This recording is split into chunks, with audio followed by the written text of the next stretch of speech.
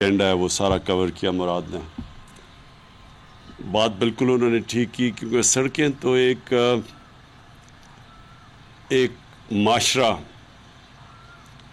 جو خوشحالی کی طرف جا رہا ہوتا ہے وہ پھر ایک خوشحال معاشرہ ہی پھر سڑکیں بھی بناتا ہے اور بلڈنگز بھی بناتا ہے. لیکن وہ کون سا قدم اٹھاتا ہے وہ معاشرہ خوشحال ہونے کے لیے، یہ سب سے بڑی چیز ہے.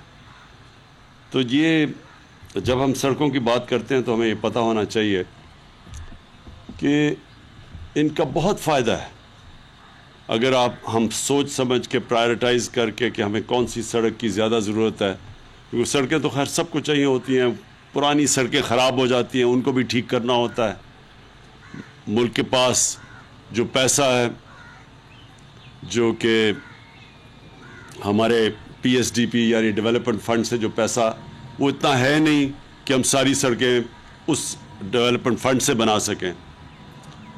تو جیسے جیسے معاشرہ خوشحال ہوتا رہتا ہے تو اس کے پاس فنڈز بھی بڑھتے جاتے ہیں اور اس کی کیپیسٹی اپنے ملک میں کنیکٹیوٹی کرنے کی وہ بھی بڑھتی جاتی ہے. پہلے تو میں یہ دو چیزوں پہ آ جاؤں، دونوں یہ جو سڑکوں کا آج آغاز کیا ہے. ایک تو بہت امپورٹنٹ سڑک ہے، پاکستان کی ویسٹرن روٹ ہے، یہ جو انڈس ہائی وے سے آگے آتی ہے اور پھر یہاں سے کنیکٹ کرتی ہے پشاور کو کوہاٹ سے. یہ بڑی امپورٹنٹ سڑک ہے اور اس میں ٹریفک بڑا ہوتا ہے، اور یہ سارا جو قبائلی علاقے کا جو کیونکہ سینٹر ہے پشاور سارے پختونخوا کا، تو ان سب کا جب ادھر آنا ہوتا ہے تو یہ بڑی امپورٹنٹ سڑک ہے جو کنیکٹ کرتی ہے سارے علاقے کو. لیکن جو دوسری سڑک جس کی آج ہم نے انوگریشن کی اور یہ آگے جا کے چترال کو کنیکٹ کرے گی گلگت تک، ابھی تو کنیکٹ کر رہی ہے شندور تک. ہاں شندور تک. تو آگے جب جا کے یہ گلگت کو بھی کنیکٹ کرے گی، کیونکہ میں اس سڑک پہ گیا ہوا ہوں، یہ سارا چترال سے لے کے میں نے خود ڈرائیو کر کے گیا ہوں گلگت تک. لوگوں کو پوری طرح اندازہ نہیں ہے اس کی اہمیت کا. اللہ نے ہمارے ملک میں بڑی نعمتیں بخشی ہیں، بہت نعمتیں ہیں. ایک ان میں سے بہت بڑی نعمت ہمارے ناردرن ایریاز ہیں. یہ جو سارا علاقہ چترال سے لے کے آگے سکردو تک جاتا ہے اور پھر آگے اس سے چائنا تک جاتا ہے، یہ سب علاقہ ایک ایسی ہمارے لیے اللہ نے نعمت بخشی ہے کہ ابھی تک ہم اس کا پوری طرح فائدہ ہی نہیں اٹھا سکے، کیونکہ ہمیں خود ہی کسی کو بدقسمتی سے زیادہ ہمارے حکمرانوں کو پتہ ہی نہیں ہے اس علاقے کا، لہٰذا انہیں پتہ ہی نہیں تھی اس کی خوبصورتی کیا ہے.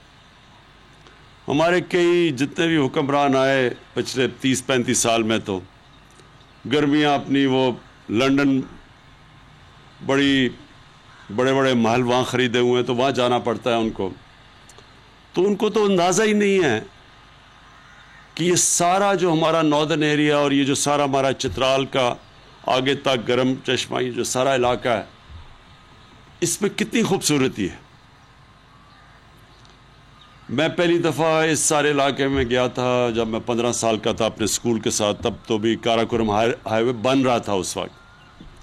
تو مجھے تو تب سے اس علاقے کو دیکھا ہے آہستہ آہستہ تبدیل ہوتے ہوئے. جب یہ بالکل کنیکٹڈ نہیں تھا، وہاں لوگوں کو بالکل کٹ آف تھے لوگ وہاں کے، یہ سارے ناردرن ایریاز کے، چترال کے بھی. ہم اسکول کا ٹریک تھا، ہم اپنے اسکول کے ساتھ گئے تھے، تو ہر چھوٹے گاؤں کے لوگ جب جا رہے ہوتے تھے تو سب گاؤں باہر آ جاتا تھا اور وہ پھل لے کے کھڑے ہوتے تھے، کیونکہ اتنے کم وہ دیکھتے تھے لوگوں کو. تو وہ یعنی مہمان نوازی ایسی تھی کہ ہمیں پھل آفر کرتے تھے جب ہم ایک چھوٹے گاؤں، مجھے ابھی ہنزا کا بھی یاد ہے، جب وہاں بھی گئے تو وہاں بھی لوگ کھڑے ہوئے تھے. اب یہ علاقہ کنیکٹ تو ہو گیا کاراکورم ہائی وے سے، لیکن یہاں اتنی زیادہ جگہیں ہیں جن کا لوگوں کو پتہ ہی نہیں ہے، اور وہ صرف پاکستانیوں کے لیے نہیں، یہ ساری دنیا کے لیے ایک ٹورزم کا ایک سینٹر بن سکتا ہے. اس کے لیے صرف کنیکٹیوٹی کی ضرورت ہے. اور یہ جو سڑک آج جو ہم نے آغاز کیا اس کا، یہ ابھی لوگوں کو نہیں اندازہ. یہ آج سے 5-10 سال کے بعد اس ملک کو اندازہ ہوگا کہ یہ کتنا بڑا ایک علاقہ کھول رہا ہے، اور اس سے کتنا زیادہ ٹورزم سے اس سارے علاقے کو بھی فائدہ ہوگا اور پاکستان کو بھی فائدہ ہوگا. دنیا بدل گئی ہے. موبائل فون نے دنیا بدل دی ہے. پہلے تو ہوتا تھا کہ آپ کو اشتہار لینے پڑتے تھے اور جا کے لوگوں کو فوٹوگرافرز کو بھیجنا پڑتا تھا، پھر وہ علاقوں کی تصویریں لیتے تھے، پھر آپ دنیا کو بتاتے تھے کہ جی یہ بھی یہ خوبصورتی ہے، یہ ایڈورٹائز کرتے تھے. اب اس کی کسی چیز کی ضرورت نہیں ہے. لوگوں کے پاس موبائل فون ہے. لوگ وہاں جاتے ہیں علاقے میں، اپنے موبائل فون سے تصویریں لیتے ہیں، اپنی فیس بک پہ تصویریں لگا دیتے ہیں. ساری دنیا کو پہلی دفعہ پتہ چلتا ہے کہ اچھا یہ پاکستان ہے. میں جب گیا آج سے کچھ 4 سال پہلے اپنے ناردرن ایریاز میں، میں نے اپنے بچوں کو لے کے گیا تو میں نے دیکھا کہ وہاں سب ہوٹل بھرے ہوئے تھے. اور ہوٹل بھرے ہوئے کس سے تھے؟ جو ہمارے پاکستانی یورپ میں رہتے ہیں، انگلینڈ میں رہتے ہیں، امریکہ میں رہتے ہیں. تو میں ان سے پوچھا، میں نے کہا کہ آپ کیسے آئے؟ کہتے وہ میرا کوئی جانے والا تھا، وہ گیا، اس نے جب تصویریں اپنی فیس بک پہ لگائیں، جب میں نے وہ دیکھی تب ہم نے فیصلہ کیا یہاں آنے کا. سب بھرے ہوئے تھے ہوٹل. تو سوچیں کہ یہ تو ابھی تھوڑی سی جگہ انہوں نے لوگوں نے دیکھی ہیں جو ایکسیسیبل ہیں سڑک سے، جدھر ہماری سڑکیں پہنچ گئی. باقی علاقہ کا تو لوگوں کو پتہ ہی نہیں ہے. اور یہ جو علاقہ ہے، کیونکہ یہ بڑی مشکل سڑک ہے، کیونکہ میں نے پھر سے کہا میں ڈرائیو کر کے گیا ہوں بہت پہلے، تو اس سڑک پہ تو بہت کم لوگ گئے ہیں. تو جب یہ سڑک کنیکٹ کرے گی تو تب یہ سارا علاقہ، کیونکہ یہ سڑک کے ارد گرد بھی بڑے بڑے ویلیز ہیں، چھپی ہوئی جگہیں ہیں، جو کہ وہ سب کھل جائیں گی. پھر جس طرح سوات موٹر وے نے سوات کو ہمیشہ کے لیے بدل دیا اور یہ بدلتا جا رہا ہے. یہ جو ابھی مراد سعید نے کہا کہ کبھی سردیوں میں ٹورزم نہیں ہوتی تھی پاکستان میں، گرمی میں لوگ تنگ آ کے گرمی کی وجہ سے جاتے تھے. اب سردیوں میں برف دیکھنے کے لیے لوگ جانا چاہتے ہیں، اور کیونکہ وہ موٹر وے بن گیا ہے، آسانی ہے، ٹریول آسان ہے. اب سردیوں میں سارے ہوٹل بھرے ہوئے تھے. تو یہ ایک اور انقلاب آ رہا ہے پاکستان میں ٹورزم کا. ابھی آہستہ جو لوگ اوپر رہتے ہیں، بدقسمتی سے پچھلے سال یہ کرونا کی وجہ سے ٹورزم بند کرنی پڑی، ٹریول بند کرنا پڑا. لیکن یہ جیسے جیسے انشاءاللہ یہ کرونا کا بھی اب بدقسمتی سے بھی ایک تیسرا ویو آیا ہوا ہے، اللہ کرے اس سے بھی ہم نکل جائیں. پہلے 2 سے تو اوپر والے نے بڑا کرم کیا تھا ہمیں نکلنے میں.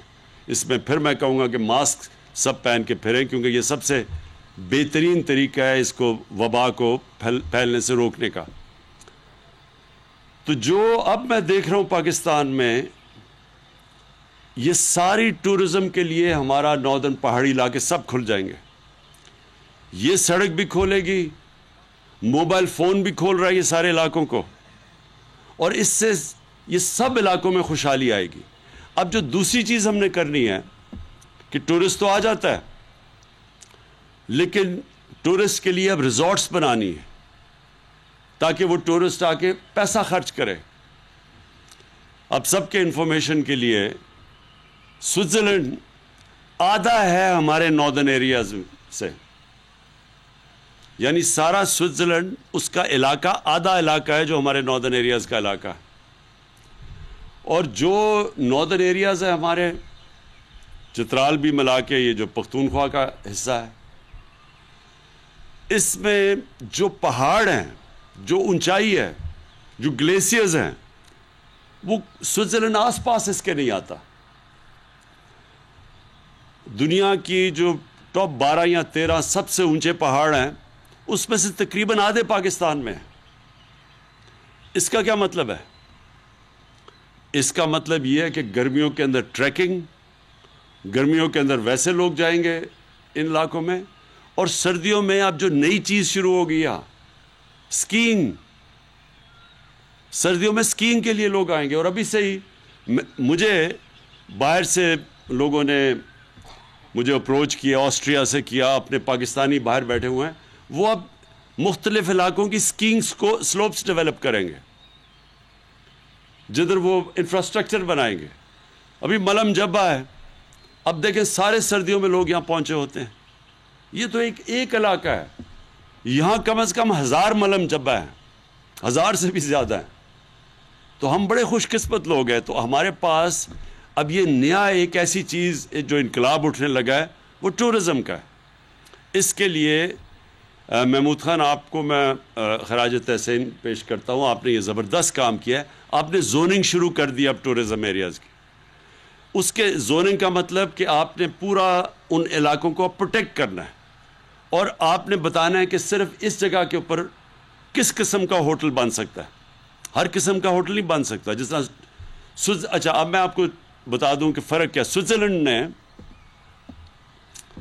سوئٹزرلینڈ کا آدھا علاقہ ہے ناردرن ایریاز سے، اور آپ حیران ہوں گے کہ سال کا جو ان کا ٹورزم سے ریونیو آتا ہے وہ دو مجھے فگرز آئی ہیں. ایک نے $60 ارب بتایا، ایک نے $80 ارب بتایا. ہمارا جو سارا ایکسپورٹس ہیں وہ بھی مشکل سے $25-26 ارب ہے. تو ان کی صرف ٹورزم سے آدھا علاقہ ہے ناردرن ایریاز کے مقابلے میں، ان کا $60 سے $80 ارب ٹورزم سے ان کا ریونیو ہے، ان کی آمدنی ہے. تو کیوں وہ کرتے ہیں؟ کیونکہ سردیوں میں ان کے بھی اسکیئنگ کے لیے لوگ آتے ہیں، گرمیوں میں ان کے ویسے اچھے موسم کے لیے، گرمی سے بچنے کے لیے لوگ آتے ہیں. تو ہمارے لیے تو وہ ہمارا سارا علاقہ ابھی تو کسی کو پتہ ہی نہیں ہے اس علاقے کا. تو ہم دونوں طرف پیسہ، یہ سارا علاقہ پیسہ بنائے گا، لوگ پیسہ بنائیں گے. اس کے لیے ہمیں اب چیزیں کرنی ہیں. نمبر 1 تو یہ زوننگ آپ نے کر دی. اس کے ساتھ ساتھ بائی لاز، زوننگ کے ساتھ ساتھ آپ کے آئیں گے. کیونکہ اگر ہم نے ان علاقوں کو صحیح معنی میں بائی لاز نہ بنائی، یہ تباہ ہو جائیں گے. میں ایک جگہ پہ گیا، کمراٹ اپر دیر میں ایک جگہ تھی، تو ہیلی کاپٹر سے گیا کیونکہ مجھے کسی نے بتایا. ہم دیکھ رہے تھے اپنے ٹورزم کے لیے، تو اس کی ہم نے تصویریں کھینچی، ویڈیوز بنا لی. وہ ہم نے جب میں نے اپنے وہ ٹویٹر کے اوپر اور فیس بک پہ ڈالی تو آپ حیران ہوں گے کہ 2-3 ہفتے میں 1 لاکھ لوگ وہاں پہنچ گئے. اب 1 لاکھ لوگ جب پہنچ گئے تو وہاں تو کوئی انفراسٹرکچر ہی نہیں ہے، تو وہاں گندگی تھی، گند پڑا رہا، چیزیں، یعنی کچھ اسٹرکچر ہی نہیں تھا. تو اس لیے ضروری یہ ہے کہ ہم ان سارے علاقوں کے بائی لاز بنائیں. جو بھی آئے اس کو پتہ ہو کہ یہاں آپ نے گندگی نہیں کرنی، اپنے دریا، وہاں چشمے ہیں خوبصورت، ان کو نہیں تباہ کرنا. اور جو ہر جگہ پہ گھر نہیں بنا دینے یا ہوٹلز نہیں، چن کے کس جگہ پہ ہوٹل بنیں گے. سوئٹزرلینڈ کی خوبی کیا ہے؟ ایسے زبردست قانون ہے وہاں، سب کو پتہ ہے کہ ہوٹل ادھر بننا ہے اور اس طرح کا ہوٹل بنے گا. شہر یہ ہے، اور ہر شہر کے اندر صفائی ہوگی اور کسی قسم کی وہاں گندگی آپ کو نہیں نظر آتی. یہ علاقہ ہے، اس کے اندر صرف گائے بھینسیں اور جو یہ بکریاں چر سکتی ہیں، اور کہیں نہیں جا سکتی. پھر یہ جنگل ہے، کوئی جنگل کا ایک درخت نہیں کاٹ سکتا. اس لیے وہ اتنا زیادہ آمدنی اپنی ٹورزم سے کرتے ہیں. ہمیں اب یہ کرنا ہے، پاکستان میں لاز لے کے آنے ہیں، پروٹیکٹ کرنا ہے ان علاقوں کو.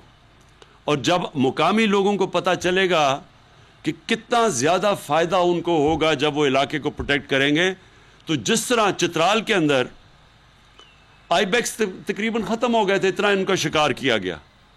جب سے ہم نے مقامی لوگوں کو کہا ہے کہ آپ جو بھی آئی بیکس اتنے ہر سال مارے جائیں گے، شکار ان کا ہوگا، ہر آئی بیکس کا اتنا پیسہ لیں گے آپ جو شکاری ہے، اور وہ سارا پیسہ مقامی لوگوں کے اوپر خرچ ہوگا. اس سے یہ ہوا ہے کہ آئی بیکس کا اتنے زیادہ آئی بیکس ہو گئے ہیں ابا. اسی طرح جب لوگوں کو پتہ چلے گا کہ مقامی لوگوں کو جب پتہ چلا کہ آئی بیکس کو بچانے سے اور تھوڑا سا اس کا شکار کرنے سے کتنا ہم سب کو فائدہ ہے، آئی بیکس بچ گئے۔ اسی طرح جو ہم نے اپنے یہ علاقے ہیں، جب مقامی لوگوں کو یہ پتہ چلے گا کہ کتنا فائدہ ہوگا اس علاقے سے، ان کی کتنی آمدنی آئے گی، ان کی سٹینڈرڈ آف لیونگ، ان کی سارا زندگی کا معیار اوپر اٹھ جائے گا، تو وہ سب سے زیادہ وہ اپنے علاقوں کا، اپنے درختوں کا دھیان رکھیں گے۔ اور انشاءاللہ اس کے ساتھ ساتھ میں آخر میں جو بات کہنا چاہتا ہوں، ہم جو یہ پاکستان میں آپ درخت اگا رہے ہیں اور جنگلات اگا رہے ہیں، یہ ساتھ ساتھ جائے گا اس کا کہ جیسے جیسے ہم اپنے علاقوں کو پروٹیکٹ کریں گے، اپنے درخت اگائیں گے، اس سے ملک کی آمدنی آئے گی۔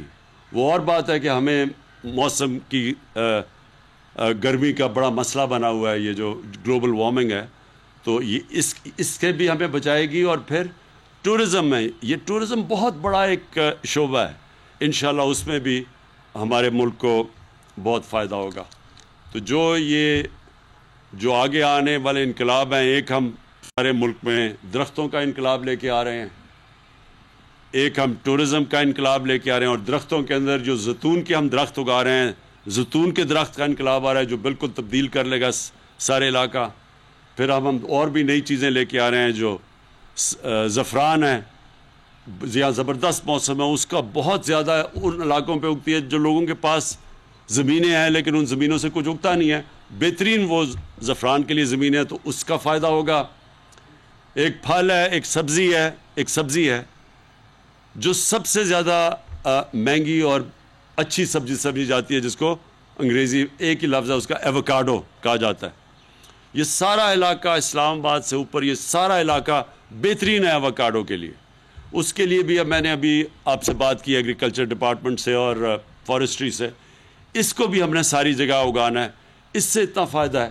تو ہمارا ملک تو جو ابھی تک ہم نے فائدہ ہی نہیں اٹھایا، جو اللہ نے ہمارے ملک میں نعمتیں بخشی ہیں، ہم نے ابھی تک تو اس سے کچھ فائدہ ہی نہیں اٹھایا۔ ہم تو ابھی بھی وہ موہنجو دارو کے زمانے سے، جب سے جس طرح کی ہم اپنی ایگریکلچر چلا رہے ہیں، وہ اسی طرح کا چل رہے ہیں۔ ہم اب ماڈرنٹی کی طرف نئی ٹیکنیکس لے کے آ رہے ہیں، نئی زونز بنائیں گے، نئے قسم کے ہم پھل، اور بلکہ جو ہماری اب پیداوار باقی بھی جو گندم جو ہم اگاتے ہیں، ان کے اوپر ہی اب ہم نئے سوچ لے کے آ رہے ہیں کہ اگر باہر کے ملک دگنی اس طرح سے پیداوار نکال سکتے ہیں تو ہم بھی کر سکتے ہیں۔ صرف نئی ٹیکنیکس کی ضرورت ہے، اور اس کے لیے انشاءاللہ یہ ایگریکلچر میں بھی ایک پورا انقلاب لے کے آئیں گے۔ بہت بہت شکریہ۔